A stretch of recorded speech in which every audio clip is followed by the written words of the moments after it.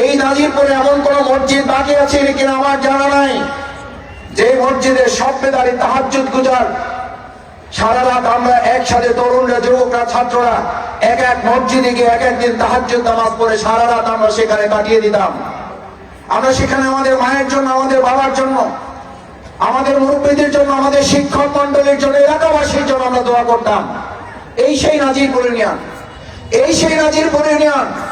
মাদ্রাসা থেকে আমরা রাত্রিবেলা অনেক সময় পড়াশোনা করতে করতে যখন একঘেয়েমি চলে আসতো, নদীর পাড়ে আমরা বেড়াতে আসতাম। আমি প্রসঙ্গটা তুলছি খুব প্রাসঙ্গিক কারণে। বেড়াতে এসে এক রাতে যেখানে বেড়াতে যেতাম, পরে রাতে এসে ওই জায়গাটা আমরা খুঁজে পেতাম না। এই নদী বাগানের সমস্যা ধান্দে আছে না নাই? নাজিরপুরে আছে না নাই? নিমদি, তাদের কাটি, কচুয়াতে আছে না নাই? অথচ এই বাংলাদেশে এই বাউফলে বহু জনপ্রতিনিধি তৈরি হয়েছে। আমি জানতে চাই তারা কেন